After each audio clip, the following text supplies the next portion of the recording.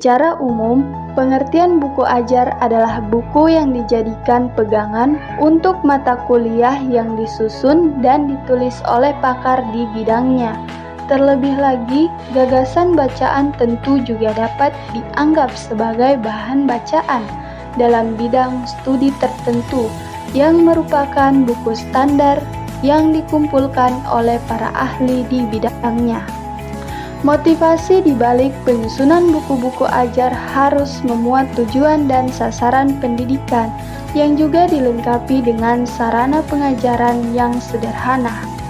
Menurut salah satu ahli yaitu menurut Suharjono, pengertian buku ajar adalah buku yang digunakan sebagai buku pelajaran dalam bidang studi tertentu. Buku ajar adalah buku standar yang sudah disusun oleh para ahli di bidangnya, yang memuat tentang maksud dan tujuan instruksional. Adapun asal mula buku, yaitu sebelum kertas papirus ditemukan sekitar 2400 sebelum Masehi, manusia purba pernah menggunakan kulit sapi dan kulit rusa untuk digunakan sebagai media gambar. Setelah kertas papirus lahir, cerita bergambar pun pindah dari permukaan batu ke permukaan papirus. Teknik ini digunakan beratus-ratus tahun hingga diadaptasi oleh rakyat Yunani dan Romawi. Sekitar tahun 600 Masehi, lahirlah buku bergambar pertama yang muncul dalam tampilan warna-warni mencolok. Buku ini disebut Illuminated Manuscripts. Di masa yang sama, rakyat Yunani dan Romawi menciptakan lapisan lilin yang dituangkan ke atas lembaran kertas. Lapisan ini bisa digambari sesuka hati dan bisa dihapus kembali sehingga menjadi permukaan kosong lagi. Sedangkan menurut sejarah, buku berisi tulisan pertama lahir di Cina. Masyarakat Cina waktu itu menggunakan murgai putih, ganjarami, dan bahan-bahan lain yang diolah menjadi bubuk kertas dan dicetak menjadi lembaran-lembaran kertas. Buku ajar memiliki tujuan untuk dapat memudahkan pendidik dalam menyampaikan materi pembelajaran. Buku ajar memberi kesempatan kepada peserta didik untuk mengulangi pelajaran yang sudah disampaikan atau mempelajari materi pada pelajaran baru. Buku ajar memiliki tujuan yakni menyediakan materi pembelajaran yang menarik bagi peserta didik. Manfaat dan kegunaan buku ajar. Pengertian buku ajar baik dari segi manfaat dan kegunaannya adalah untuk membantu peserta didik dalam melaksanakan kurikulum. Hal ini karena buku ajar disusun berdasarkan kurikulum dan juga rencana pembelajaran atau garis besar program pembelajaran, atau yang juga disebut sebagai silabus yang sudah diatur. Buku ajar bermanfaat sebagai pegangan guru dalam menentukan metode pengajaran. Buku ajar memiliki manfaat yakni memberikan kesempatan bagi peserta didik untuk dapat mengulangi pelajaran atau mempelajari materi yang baru.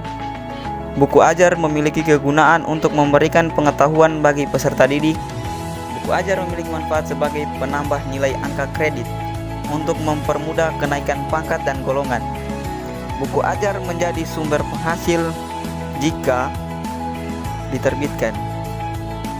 Ciri-ciri buku ajar.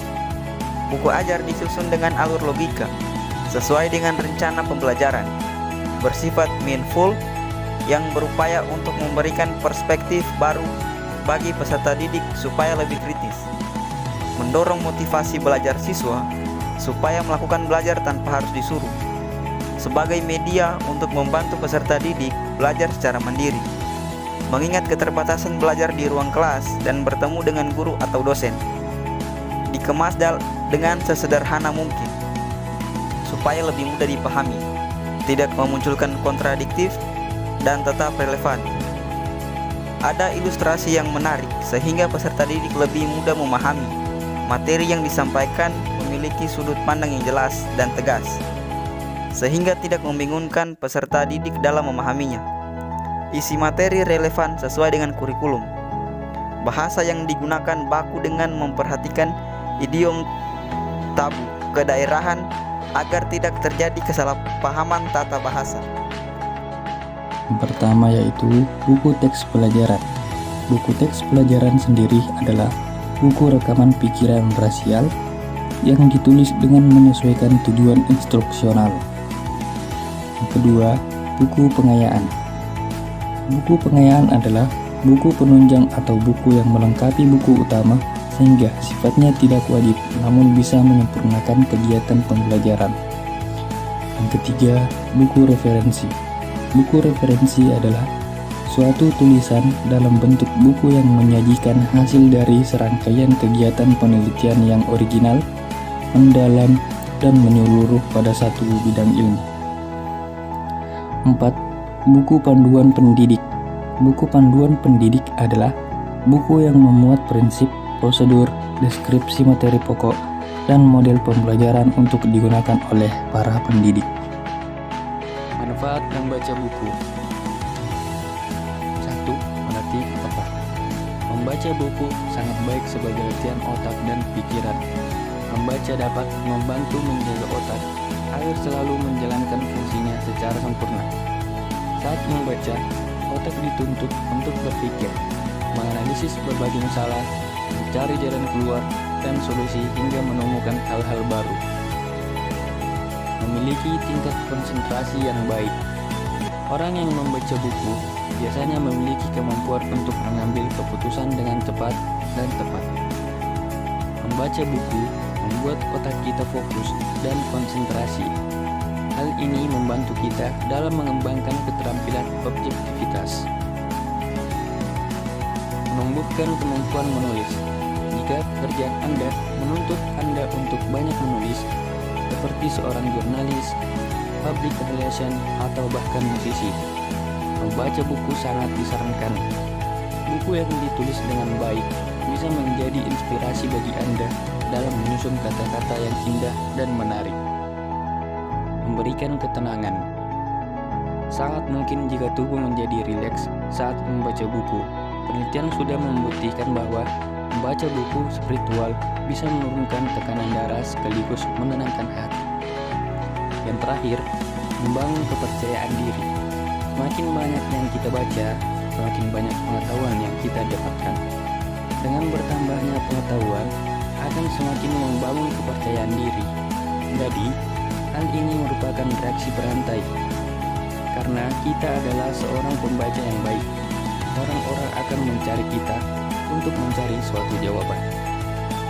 Nah, bagi orang yang hobi membaca buku, pasti tidak asing lagi dengan buku fiksi dan non-fiksi. Buku fiksi dan non-fiksi adalah dua hal yang berbeda. Tak jarang orang yang belum memahami apa perbedaan buku fiksi dan non-fiksi. Buku fiksi merupakan buku yang berisi cerita, sifatnya imajinatif. Menurut Kamus Besar Bahasa Indonesia, kata fiksi berarti cerita rekaan atau hayalan yang tidak berdasarkan pada kenyataan. Buku-buku fiksi ditulis oleh pengarang dengan mengembangkan imajinasi yang mereka punya. Mulai tokoh, konflik, alur cerita, semua dibuat berdasarkan imajinasi. Hampir setiap buku fiksi dibuat dengan menyertakan fakta-fakta sejarah dan sosial yang ada untuk memperkuat cerita agar lebih meyakinkan. Kemudian bahasa yang digunakan biasanya bahasa kiasan atau konotatif. Jadi pembaca diajak untuk masuk ke cerita itu dengan bahasa yang tidak biasa. Sedangkan buku non-fiksi merupakan buku yang berisi kejadian sebenarnya dan bersifat informatif. Menurut KBBI, non-fiksi adalah yang tidak bersifat fiksi tetapi berdasarkan fakta dan kenyataan atau tentang karya sastra, karangan, dan sebagainya. Dalam buku jenis ini memuat informasi deskripsi peristiwa, tempat, karakter, dan suatu objek yang benar-benar ada di kenyataan. Buku non-fiksi dibuat berdasarkan pengamatan dan data yang berisi fakta-fakta. Hal tersebut yang membuat buku non-fiksi sering dijadikan sumber informasi oleh para pembaca. Adapun bahasa yang digunakan biasanya bahasa denotatif atau bahasa sebenarnya. Jadi pembaca dapat langsung memahami maksud dari isi buku.